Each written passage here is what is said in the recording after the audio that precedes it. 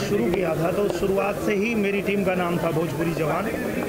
जब हम लोग सीसीएल में नहीं खेले थे उसके पहले तो मेरी टीम थी भोजपुरी जवान, मनोज भैया की टीम थी भोजपुरी टाइगर्स, और अब रवि भैया की भी एक टीम आ गई भोजपुरी योद्धा। पहला सीज़न, दूसरा सीज़न और अब ये तीसरा सीज़न, और ये धीरे धीरे बहुत अच्छे लेवल पे लेके जा रहे हैं लोग।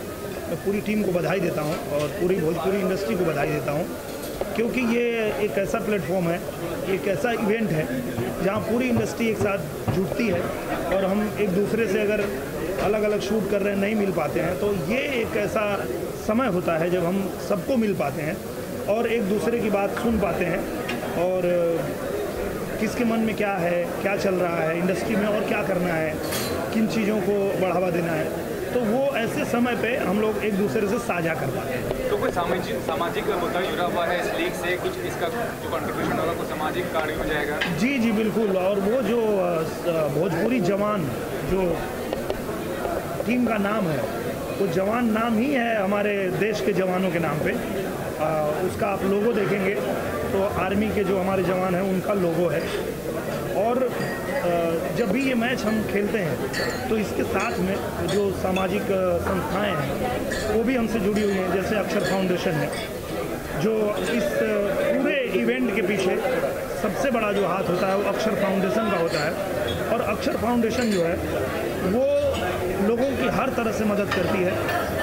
पूरे हमारे यूपी बिहार से कोई भी आदमी अगर मुंबई में उसकी देहांत हो जाती है और उसको घर तक ले जाने का कोई साधन नहीं है तो बाई एयर उनको भेजा जाता है। यूपी में कितने 100 लोगों को भेजा जा चुका है, और भी कोई ऐसे व्यक्ति हैं जो उनका कोई ऑपरेशन है, कोई बहुत बड़ी बीमारी हो गई और वो सक्षम नहीं है, और वो लोग जब संपर्क करते हैं तो हम अपने इन संस्थाओं के माध्यम से उनका इलाज भी करवाते हैं और उनकी और भी जो भी ज़रूरतें हैं वो पूरा करने की कोशिश करते हैं।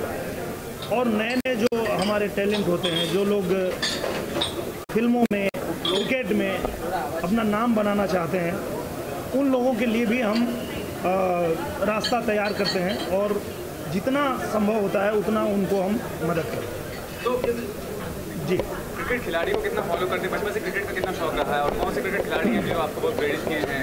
बहुत शौक रहा है। मैं कपिल देव जी से बहुत प्रभावित रहा हूँ बचपन से ही, और इसलिए मैं शुरुआत ही किया था बॉलिंग से। और जब मैं देखा कि जो जिनको मैं फॉलो करता हूँ कपिल देव वो ऑलराउंडर हैं, तो फिर मैंने भी बहुत प्रयास करके अपने आप को ऑलराउंडर बनाया, और मैं भी कोशिश करता हूँ कि जिस फील्ड में भी रहूँ मैं ऑलराउंडर रहूँ।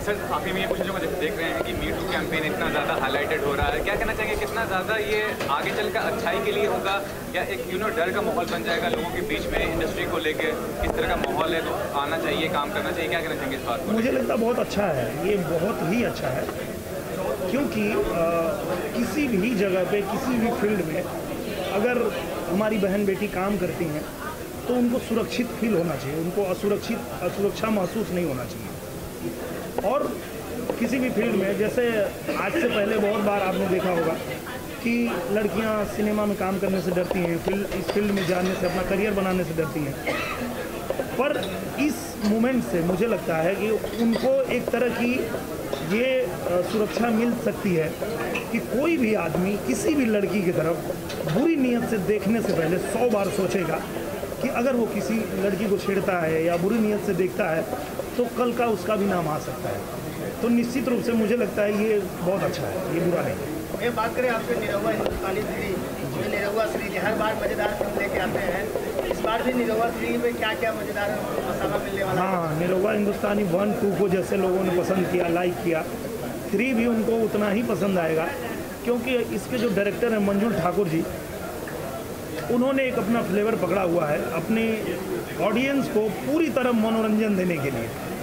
तो 2 में भी उन्होंने वही किया था और 3 में भी उनको भरपूर मनोरंजन मिलने वाला है। साथ में जो युवा पीढ़ी के बच्चे हैं, चाहे वो लड़के हैं या लड़कियां हैं, जो शादी के महत्व को नहीं समझते, उनको लगता है कि वो लिव इन रिलेशन में रह लेंगे और शादियों की जिम्मेदारी नहीं चाहिए उनको, उन लोगों के लिए ये फिल्म बताएगी कि शादी का महत्व क्या होता है। और शादी का बंधन जो बनाया गया है, जो 7 फेरे हैं, 7 वचन हैं, उसका क्या महत्व है वो भी ये फिल्म बताएगी। फिल्म कब रिलीज होगी? अभी रिसेंट ट्रेलर लॉन्च हुआ है, काफ़ी चर्चे में है। हाँ, ये छठ पूजा पे रिलीज होगी हमारी फिल्म निरहुआ हिंदुस्तानी 3। और जो लोग भी छठ पूजा में जा रहे हैं गांव, वो लोग छठ पूजा के साथ साथ निरहुआ हिंदुस्तानी देखकर बहुत आनंद लेंगे। ट्रेलर भी लॉन्च हुआ, उसके बारे में क्या कहते हैं? ट्रेलर लॉन्च होते ही लोगों ने बहुत लाइक किया, पसंद किया और बहुत अच्छे अच्छे कमेंट्स आ रहे हैं। लोगों को ये फिल्म का ट्रेलर इतना पसंद आया कि वो यहाँ तक कह रहे हैं कि अब सब्र नहीं हो रहा है, बेसब्री से इंतज़ार है लोगों को। तो अभी से हम समझ पा रहे हैं, देख पा रहे हैं कि निरहुआ हिंदुस्तानी 3 को जो है बहुत बड़ी सफलता मिलेगी। आम्रपाली जी एक नए लुक में इस बार आने वाली है, जो भी डिफरेंट है। जी, आम्रपाली जी बहुत सौभाग्यशाली हैं, लकी हैं कि उनको हर फिल्म में एक नया किरदार मिलता है। और निरहुआ हिंदुस्तानी 3 में उन्हें मराठी लड़की का रोल प्ले करने को मिला है और उन्होंने बखूबी किया है। जैसे उन्होंने जिगरवाला में हैदराबादी लड़की का रोल प्ले किया था, बहुत लाइक किया लोगों ने और उनको हैदराबादी ही बुलाने लगे थे। तो उसी तरह से निरहुआ हिंदुस्तानी 3 में उन्होंने मराठी लड़की का रोल बहुत अच्छे से निभाया है और मुझे लगता है कि लोग बहुत पसंद करेंगे उनको। सुभी जी भी इस बार धमाल मचाने वाले हैं निरहुआ 3 में। जी हाँ, सुभी जी ने बहुत अच्छा काम किया है। एक्चुअल हीरोइन का रोल मिला है उनको और हमारी इंडस्ट्री की सबसे बेहतरीन डांसर हैं, वो बहुत अच्छा डांस करती हैं, बहुत अच्छा अदाकारा हैं। तो निरहुआ हिंदुस्तानी 3 में उनके आने से और भी 4 चांद लगा है। दर्शकों से क्या अपील करना चाहेंगे निरहुआ हिंदुस्तानी 3 को लेकर? यही कहना चाहूँगा कि आप लोग जिस तरह की फिल्म देखना चाहते हैं, जिस तरह के किरदार में मुझे देखना चाहते हैं, और जब हिंदुस्तानी 1 में आया था, 2 में आया था, तो आप लोगों ने बहुत सारा प्यार दिया था। उसी भरोसे पे हमने निरहुआ हिंदुस्तानी 3 बनाया और मुझे पूरी उम्मीद है कि आप जब जाएंगे तो निराश नहीं होंगे, आपको बहुत मज़ा आने वाला है और फिर आप खुद कहेंगे कि अब निरहुआ हिंदुस्तानी 4 बनना चाहिए।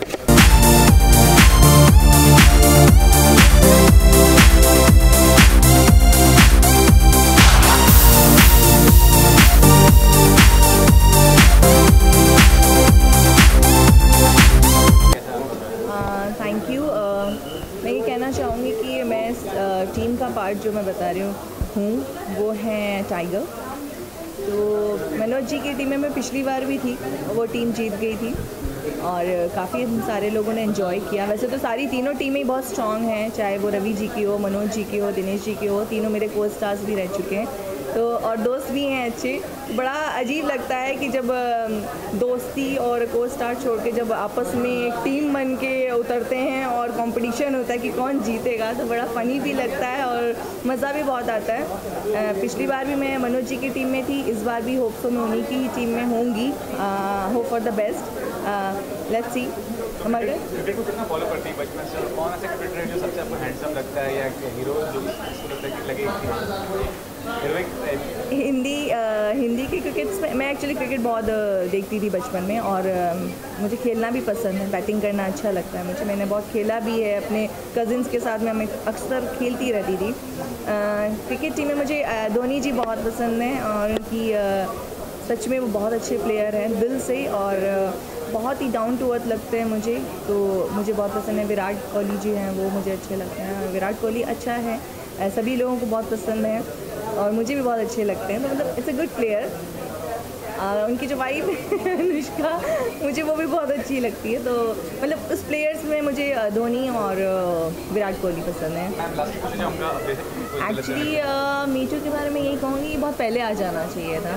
मी टू एक ऐसा प्लेटफॉर्म दे दिया है लड़कियों को जिसमें काफ़ी सही में काले चेहरे सामने आए हैं और आएंगे अभी, क्योंकि जो लड़कियां अपने आप को सामने एक्सपोज नहीं कर पाती हैं, जो किसी भी वजह से उनका हैरेसमेंट होता है, चाहे वो फिल्मों में हो, ऑफिस में हो, व्हाटएवर, वो कहीं पे भी, ये सब चीज़ें ऐसा नहीं कि सिर्फ फिल्मों में ही हैं या फिल्मों तक ही सीमित है या ऑफिस तक ही सीमित है, ये मतलब हर जगह की प्रॉब्लम हो चुकी है आज की डेट में। तो ये एक अच्छा, मैं कहूँगी कि मी टू जो है एक बहुत अच्छी चीज़ सामने आई है कि कम से कम उसकी थ्रू लड़कियाँ अपने उसको प्रेडिक्ट कर पा रही हैं, फीलिंग्स को शेयर कर पा रही हैं पब्लिक में और थोड़ा लीडर होकर स्ट्रांग होकर सामने आ रही हैं। वो बहुत अच्छी बात है क्योंकि लड़कियां बहुत डरती हैं अपनी प्रेस्टीज को लेके, अपने डिग्निटी को लेके, और डर तो होता ही है। लड़कियां आखिर लड़कियां होती जब सामने आती है तो बहुत सारे इश्यूज उनके सामने आ जाते हैं। तो मुझे लगता है ज़रिया अच्छा है, लेकिन अब कितना उस चीज़ को लोग समझते हैं वो अब लोगों के ऊपर है। और ये भी लास्टली की क्लासमेट कमेटी का गठन हुआ है जिसमें कि रवीना टंडन जी हैं, तापसी हैं, रेणुका शानी जी हैं, तो क्या कहना चाहिए कितना ज़रूरी है इस तरह की कमेटी का होना ताकि एक इशू जो रेज किया जाए उसको सॉल्व कर लिए लीगली या मुझे लगता है कमेटी बनानी चाहिए। और ये चीज़ें मैं बता रही हूँ कि आज शुरू हुआ, ये बहुत सालों से शुरू होना चाहिए, क्योंकि ये सालों पुरानी चीज़ें चली आ रही हैं। ऐसा नहीं है आज शुरू हुआ, जनरेशन्स बड़ी है या जनरेशन्स में चेंजेस आए आज की वजह से नहीं हुआ है, ये बहुत पहले से है। पहले बहुत छुपा हुआ चीज़ें सामने बिल्कुल ही नहीं आती थी, क्योंकि मीडिया नहीं था। आप लोग की वजह से भी देखो हम लोग को बहुत सारी चीज़ें सामने आई हैं, क्योंकि आप लोग जो है वो चीज़ों को सामने ला पाते हैं पब्लिक के सामने, जो पहले नहीं होता था। पब्लिक को पहुंचती नहीं थी चीज़ें और पब्लिक तक उनकी आवाज़ ही नहीं जाती थी। तो मीडिया ने भी बहुत बड़ा कहते हैं कि अपना योगदान दिया है लोगों को कि उनकी आवाज़ जो है पब्लिक तक पहुँचे, सब तक पहुँचे। तो ये अच्छी बात है, एक संस्था बनाई है तो उसमें कुछ मुझे लगता है कि गवर्नमेंट को उसका सपोर्ट करना चाहिए और गवर्नमेंट में कुछ रूल्स भी बना देने चाहिए और कुछ उसमें धाराएँ भी कर देनी चाहिए। मुझे लगता है उसमें लोगों को कुछ सज़ा वज़ा का भी प्रावधान होना चाहिए मेरे ख्याल से। मेरा खुद का भी प्रोडक्शन हाउस है, कैटसाई मीडिया वर्क्स प्राइवेट लिमिटेड। बहुत जल्दी उसमें हिंदी और पंजाबी प्रोजेक्ट्स देखने को मिलेंगे। शूट्स चल रहे हैं पंजाबी फिल्म्स के और बहुत जल्दी हम हिंदी की प्लानिंग कर रहे हैं। होप फॉर द बेस्ट कि बहुत अच्छा कुछ कर पाएँ।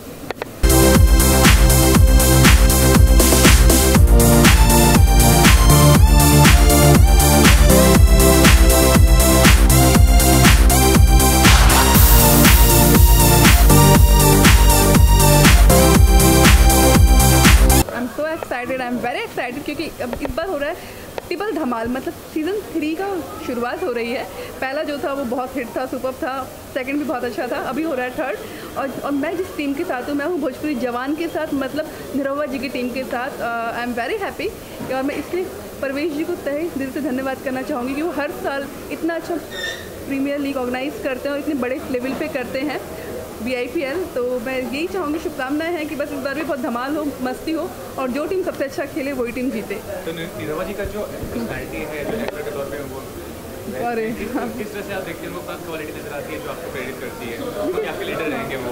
हाँ बिल्कुल, एकदम सबसे अच्छा जो है, नो डाउट वो एक्टर तो बहुत बहुत अच्छे हैं, बट वो एज ए ह्यूमन बीइंग इंसान भी उतने ही अच्छे हैं। तो जो उनके और मुझे खींचता है, अट्रैक्ट करता है, वो सभी की रिस्पेक्ट करते हैं, सम्मान देते हैं और बहुत अच्छे इंसान हैं।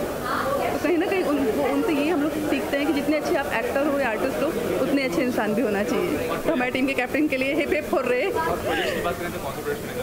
अभी रिलीज़ हुआ, यही पिक्चर रिलीज़ होने जा रही है, निरहुआ हिंदुस्तानी 3 आ रही है छठ पूजा के ऊपर। तो मैं अपने दर्शकों से यही बोलना चाहूँगी, छठ पूजा पे निरहुआ हिंदुस्तानी 3 ज़रूर देखें।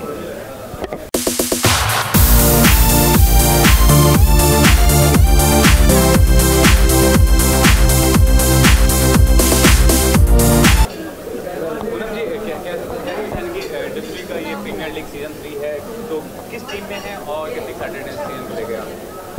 सभी को बहुत एक्साइटमेंट है और मैं भोजपुरी योद्धा के टीम से हूँ और हमारी टीम के कैप्टन है रवि जी। लास्ट टाइम भी मैं उनकी टीम में ही थी और हमारी टीम के ऑनर है मधुपेंद्र राय जी और हम सब लोग बहुत एक्साइटेड हैं और जीते हारे कोई भी टीम, जीतेगी तो भोजपुरी। तो रवि जी का बताइए कि काफ़ी दिनों से आप जानती हैं रवि जी को भोजपुरी इंडस्ट्री में, क्या उनके मतलब पर्सनैलिटी के बारे में as an actor, as an individual क्या आपकी बात नजर आती है? एज एन एक्टर मैं बोलूँगी तो भोजपुरी में मैंने रवि जी के साथ 3 फिल्में की है और रवि जी के साथ हमेशा कुछ सीखने को मिलता है। लोग कहते हैं कि जब आप एक मजे हुए एक्टर के सामने जाओ तो नर्वस होते हो, डर होते हो, बट वो इतना फ्लेक्सिबल कर देते हैं, आर्टिस्ट को इतने अच्छे से समझाते हैं कि आर्टिस्ट डरा सहमा तो रहता है लेकिन उनके साथ अच्छे से परफॉर्म कर लेता है। He is very good human being plus very best performer. जी मेरी हाल ही में फिल्म रिलीज़ होने वाली है गिरफ्तार, दुश्मन सरहद पार के और देश प्रेमी।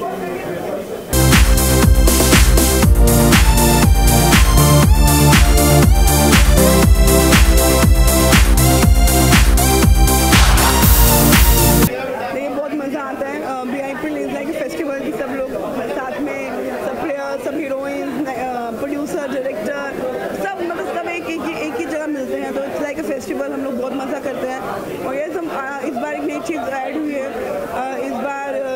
पैशन लगना है प्लेयर्स का, मज़ा आ रहा है कि उनके टैलेंट को हम लोग बहुत फन कर रहे हैं और मुझे बहुत मज़ा आ रहा है कि I am the part of VIPL।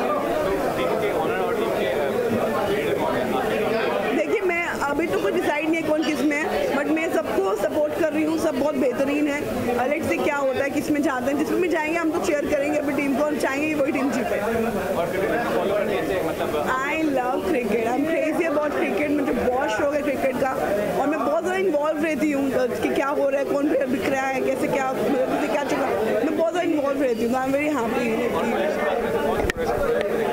अभी बहुत सारे कहा है, मैं अभी टेलीविज़न कर रही हूँ तो I am more concentrating on television right now. मैं बहुत ज़्यादा एक्साइटेड हूँ क्योंकि पिछले दोनों सीजन्स में मैं थी और दोनों सीजन्स को मैंने बहुत एंजॉय किया था, तो मैं चाहूँगी कि इस सीज़न को भी मैं सारे मैचेस इसके एंजॉय करूँ। और हाँ, ये थोड़ा और अपडेटेड वर्जन है VIPL का, तो इसके लिए मैं बहुत ज़्यादा खुश हूँ और जितने भी ऑर्गेनाइजर्स हैं इन लोगों को बहुत कंग्रेचुलेट करना चाहूँगी इसके लिए, और इस VIPL को और बड़ा करते जाए और भोजपुरी का नाम और ऊंचा करते जाए।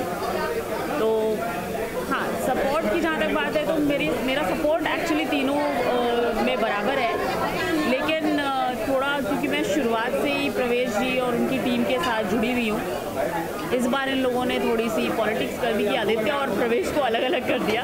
दोनों ही मेरे फ्रेंड्स हैं, तो मेरा सपोर्ट दोनों के लिए ही रहेगा। और मैम ये भी कहना चाहूँगा कि आमतौर पर क्रिकेट कितना फॉलो करती है, जो मैचेस चलते हैं कंट्री के, India Pakistan?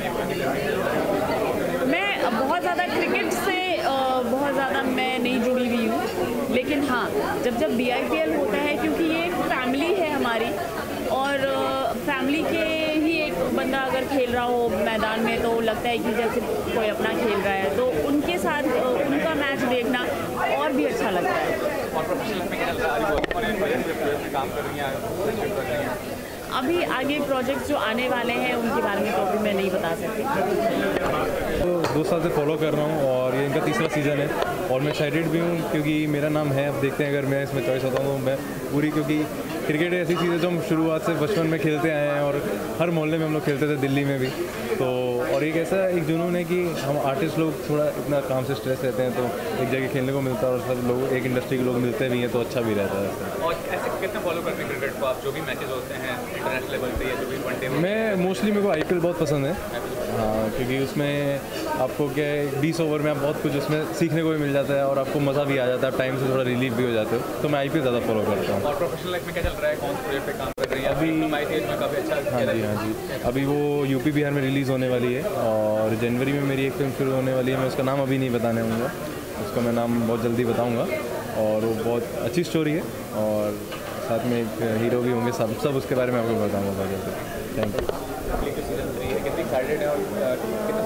I am very excited for this क्योंकि ये मैच है और मेरी फैमिली में मेरा ब्रदर खुद बहुत मैच खेलता है और ऑलरेडी है क्रिकेट लाइन से, तो मुझे क्रिकेट से बहुत प्यार है और मैं बहुत एक्साइटेड हूँ कि मैं इस सीज़न 3 में जुड़ी हूँ, जिसमें ट्रिपल धमाल होने वाला है, धमाका होने वाला है, बहुत मस्ती होने वाली है। तो so I am very happy and I am very excited.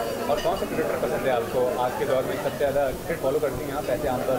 ऐसे मुझे सबसे ज़्यादा तो धोनी पसंद है और हमेशा धोनी ही पसंद रहेगा। और प्रोफेशनल लाइफ में क्या कर रही हैं, कोई काम कर रही हैं? हाँ, अभी प्रोफेशनल लाइफ में मैं अपना काम कर रही हूँ फिलहाल। अभी मैं शूट करके आई हूँ जस्ट, और कल मेरा सबरंग अवार्ड था जिसमें मुझे अवार्ड भी मिला, कलाश्री। तो मैं बहुत खुश हूँ क्योंकि मैं अभी बहुत काम कर रही हूँ, बहुत बिजी हूँ और ये सब ईश्वर की कृपा से है, मेरे महाकाल की कृपा से है। तो अभी व्यस्त हूँ और फिलहाल मेरी जनवरी में फिल्म आने वाली है रवि जी के साथ, चैम्पियन, और नेक्स्ट 2-3 फिल्में और है मेरी जो जल्दी आएंगी। Thank you. मैं I am so happy the part of this VIPL और मैं किसकी तरफ हूँ ये तो मुझे खुद का भी नहीं पता, मैं खुद भी बटनी बाकी हूँ। सो आई डोंट नो कौन सी टीम के साथ होंगी, but I am so happy कि अपनी भोजपुरी इतने आगे बढ़ रही है और ऐसे कारनामे अंजाम दे रहे हैं लोग। So I am so happy for that. तो वैसे क्रिकेट देखते हैं आप, फॉलो करते हैं जब इंडिया का कोई मैच होता है या किसी और कंट्री का होता है तो फॉलो करते हैं क्रिकेट मैच? क्रिकेट मैचेस ज़्यादा फॉलो करने का टाइम नहीं मिलता है, बट हाँ इंडिया पाकिस्तान का होता है तो ज़रूर। तो ऐसा कोई क्रिकेटर जो फेवरेट रहा हो बचपन से, किसी को एडमायर किए, जैसे फिल्म एक्टर्स को एडमायर करते हैं, क्रिकेटर भी एक दो से कम नहीं होते? मुझे विराट कोहली बहुत हैंडसम लगता है, बहुत अच्छा क्रिकेटर है। नहीं, पर वो उससे थोड़े कोई मतलब है कि हमको शादी थोड़े करनी है, आपने पसंद पूछी। और प्रोजेक्ट की बात करें मैम, तो कौन से प्रोजेक्ट नजर आने वाले हैं आगे चल के? हाँ जी, प्रोजेक्ट्स की बात करें तो फिल्म प्रोजेक्ट्स की बात करें तो अभी हाल ही में फिल्म शूट करने जा रही हूँ जो कि मजनुआ है रितेश पांडे जी के साथ, एंड आफ्टर दैट और भी बहुत सारी फिल्में लाइनअप हैं जो कि धीरे धीरे आप सभी लोगों को पता चलते जाएंगी। कई लोगों का ऐसा सवाल है कि कुछ लोग कमेंट्स भी करते हैं कि इसके पास फिल्म नहीं है और घर बैठ गई है, तो ऐसी कोई बात नहीं है। लगातार फिल्में हैं और एक पर एक जैसे जैसे डेट्स मिलता जाएगा वैसे वैसे फिल्में आती जाएंगी और आप लोगों को भी पता चलता जाएगा। देखिए किनको सपोर्ट करें, आज तो इसका ऑप्शन ही हो रहा है। आज तो तीसरे इस सीज़न की शुरुआत है, सब लोग लगे हुए हैं और किसको सपोर्ट कर रहे हैं, पूरी इंडस्ट्री को सपोर्ट कर रहे हैं। और ये जो BIPL है ये हमारी इंडस्ट्री को सपोर्ट कर रही है। इसकी वजह से भोजपुरी आज बहुत हिंदी इंडस्ट्री में बाहर के लोग जानने लगे हैं, जहाँ भोजपुरी इंडस्ट्री में क्रिकेट लीग है इसका। तो ये तो हम सबके लिए बड़े सम्मान की बात है। तो हम अपने सम्मान के साथ है, पूरी इंडस्ट्री सबके साथ है। तो कभी खेल पे रुझान रहा आपका? ऐसे नहीं, मेरा खेल पे बिल्कुल रुझान नहीं रहा। ये भी रुझान मुझे इसलिए आया, मेरे जीवन में सच बताऊं बड़ी ईमानदारी से, मुझे खेल से बिल्कुल ही प्यार नहीं, क्रिकेट से बिल्कुल प्यार नहीं। कबड्डी खेलता था मैं, गांव में और सारे खेल होते थे वो खेलता था, फुटबॉल भी खेलता था, क्रिकेट नहीं खेलता था। हाँ जी, थिएटर का एक्सरसाइजेज होता है, थिएटर के खेल नहीं होता है। हम गाँव में पले बड़े हैं तो वहाँ पहलवानी टाइप का जो भी खेल होता है, हमारे यहाँ एक अलग खेल होता था पक्की, जिसमें बॉडी पावर होता था। पावर का कितना इस्तेमाल कर सकते हैं। कबड्डी है, फुटबॉल है, उसमें भी थोड़ा पावर होता है दौड़ना। तो क्रिकेट से मेरा कोई रुझान नहीं रहा है। वो तो इंडस्ट्री हमारी आज BIPL से जुड़ चुकी है और इस मुकाम पर है, तो एक अंदर से आनंद आता है कि अपने परिवार के साथ। सर ये कहना चाहूँगा लास्टली कि आप देख रहे हैं कि माहौल जो है नेशनल पूरा इशू बना हुआ है, मी टू, बड़े बड़े चेहरों का पर्दाफाश हुआ है। क्या कहना चाहेंगे आप, कितना ज़्यादा इस चीज़ से प्रभावित हैं, क्या कहना चाहेंगे इस चीज़ को लेकर, आप मुद्दे को लेकर क्या आप राय? देखिए, अगर बोलूँ मजाक से परे सच्चाई तो ये है कि एक डर तो कहीं ना कहीं हर इंसान की चैन में। अगर नाना पाटेकर पे ये ब्लेम लग सकता है तो मुझे नहीं लगता है कि शायद कोई इससे अछूता रह पाए। अगर और ये मेरे ख्याल से पुरुष वर्ग या किसी के साथ भी नाइंसाफ़ी है कि किसी ने कोई क्लेम कर दिया 10 साल 20 साल पहले वाली बात को लेके, और हम उस डर में हमेशा घिरे रहते हैं कि पता नहीं अब कौन किससे मैंने 10 साल पहले किस तरह की बातें की थी और क्या हो जाए और क्या नहीं हो जाएगा।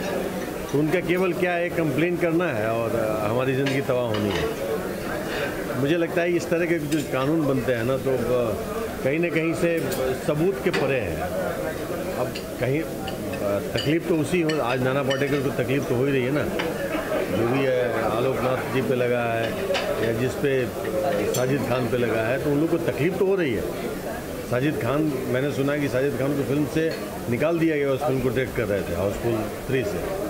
तो ये उनके करियर के साथ साथ उनके मानसिक प्रताड़नाएँ हैं। वो किस बात पे किसी ने उनके ख़िलाफ़ कोई कंप्लेन कर दिया कि भैया मेरे साथ इसने इतने साल पहले ऐसा व्यवहार किया था, बस उनकी तो लग गई।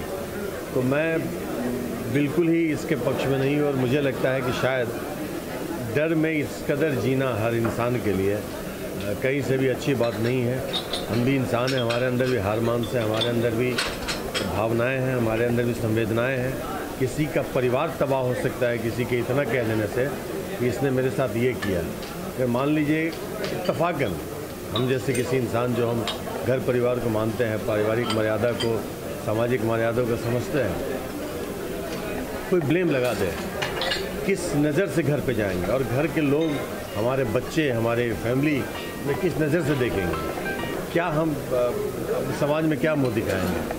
इतना सारा नुकसान हो जाए महज एक छोटी सी बोली पे, मुझे लगता है इससे बड़ा अपराध नहीं है मुझे लग रहा है हिंदुस्तान में। जैसा आपने कहा कि आप सपोर्ट नहीं करते इस कैंपेन को, क्योंकि बहुत सारे लोगों को मतलब उसका कैरियर डिस्ट्रॉय हो रहा है। क्या करेंगे, पुरुष भी प्रताड़ित होते हैं, पुरुष को भी परेशान किया जाता है, तो वो चीज़ को हाईलाइट नहीं किया जा रहा है मीडिया के माध्यम से या कहीं भी, तो वो क्या कहना चाहेंगे? डर है, डर है। हाईलाइट इसलिए नहीं किया जा रहा कि क्या हाईलाइट करेगा, ये तथ्यहीन बातें ही हैं कि किसी ने किसी के खिलाफ कोई शब्द बोल दिया, इल्ज़ाम लगा दिया और उसकी ज़िंदगी तबाह हो गई, परिवार बिखर गए, करियर ख़त्म हो गया।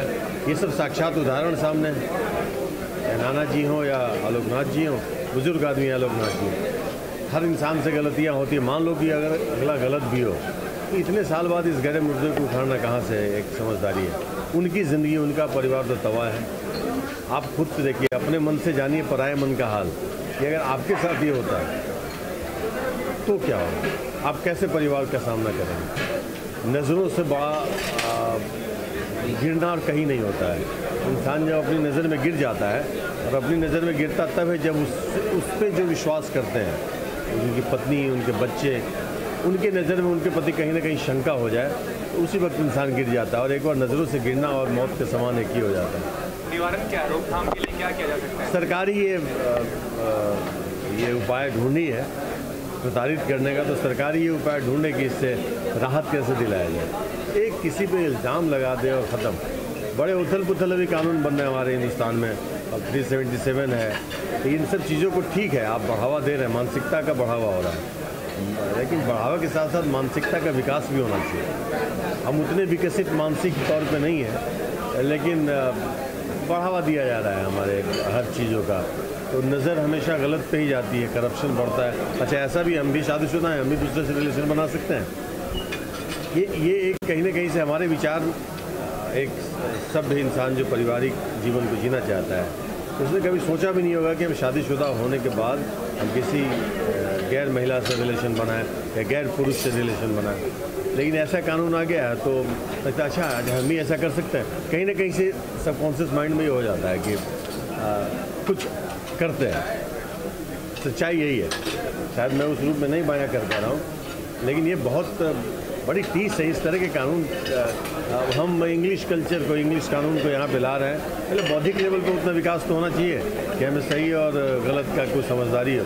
मी टू लगा दिया, me too it's not bad, me too इतना बुरा नहीं है, लेकिन उसका कितना गलत इस्तेमाल यहाँ पे हुआ है कि एक शब्द बोल दिया और अगला की ज़िंदगी ख़त्म। मी टू अगर सही मायने में उसके जड़ तक जाइए तो मी टू बहुत अच्छी चीज़ है। एक डर भी होना चाहिए इंसान के मन में कि भैया हम आज ऐसी कोई गलती ना करें जिससे कि हमें कल को पछताना पड़े। लेकिन उसका इस्तेमाल कैसे लोग करें? हथियार दे दिया है, ब्रह्मास्त्र तो दे दिया गवर्नमेंट, लेकिन उसका इस्तेमाल क्या कर रहा है? इसका इस्तेमाल हमेशा गलत तरीके से ही कर रहा है और गलत राह पे ही कर रहा है। तो पहले हमें मानसिक तौर पे विकसित होना पड़ेगा, उसके बाद इस तरह का फ्रीडम देना चाहिए हिंदुस्तान में। मुझे लगता है यही शिक्षा का अभाव है, मानसिक विकास का अभाव है। गुजरात में उत्तर प्रदेश और बिहार के लोगों को वहाँ से लगाया जा रहा है। इसके पीछे मैं चंद व्यक्ति को तो बिल्कुल जिम्मेदार नहीं बताऊंगा।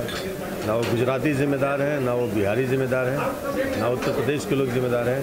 इसके जिम्मेदार वो लोग हैं जो प्रतिनिधित्व करते हैं उत्तर प्रदेश और बिहार का, यानी कि हमारे पॉलिटिकल पर्सन जो अपनी रोजी रोटी सेकने के लिए बिल्कुल क्या बोलते हैं, साधारण पुरुष जो डेली दिनचर्या का मेहनत करते हैं, वहाँ भी जीविकोपार्जन करते हैं, उनकी ज़िंदगी तबाह कर दिया उन लोगों ने। गुजरात में बसा बसाया बिजनेस, बसा बसाया घर, उससे हाथ धोना पड़ गया। ये कंप्लीट ओछी हरकतें हैं नेताओं के द्वारा, और उन नेताओं के द्वारा बढ़ावा है जो हमारे बिहार में बैठे हुए हैं, जिनकी जुबान से बोली नहीं निकल रही है।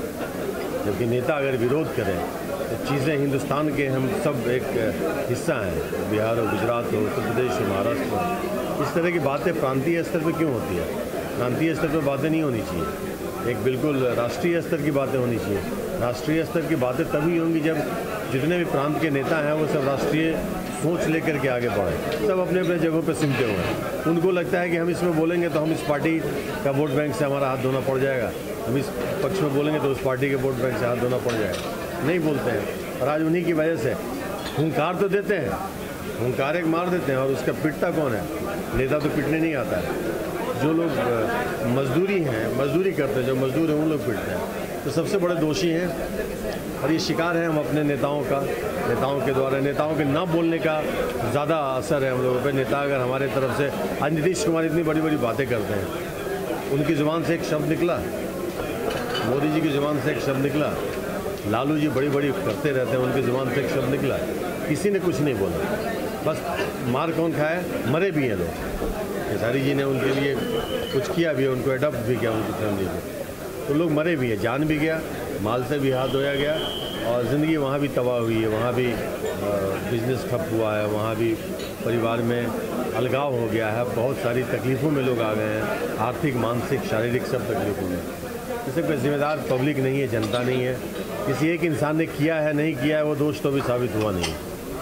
सच भी है ये, झूठ है ये, कोई जानता नहीं है। लेकिन एक हुंकार में, जैसे गांव में कहावत है ना, एक गीदड़ जब कुछ बोलता है तो सब लोग उसी रंग में हुआ हुआ करने लगते हैं। तो किसी एक ने गलती की, उसका एक ऐसा हंगामा क्रिएट कर दिया गया कि सारे बिहारी यूपी वाले सब दोषी हो गए और सब लोग बलात्कारी हो गए, सब लोग गलत हो गए। और आज हम लोग का हमें शर्म भी नहीं है, हमारा सर भी शर्म से नहीं झुक रहा है कि हमें कुछ इसकी प्रतिक्रिया देनी चाहिए हमारे बिहार को या उत्तर प्रदेश। किसी ने कुछ नहीं बोला है, और हम फिल्म वाले, हम कलाकार हैं, हम अपनी संवेदना ही व्यक्त कर सकते हैं। हम उस मंच पे नहीं है जहाँ से हम ऐसा कुछ बोले और उसका एक बहुत बड़ा मापदंड बनाया जाए। तो हम कलाकार के स्तर पे यही कर सकते हैं, संवेदनाएं दे सकते हैं, और हमसे जो व्यक्तिगत लेवल पे हो पाएगा वो कर सकते हैं।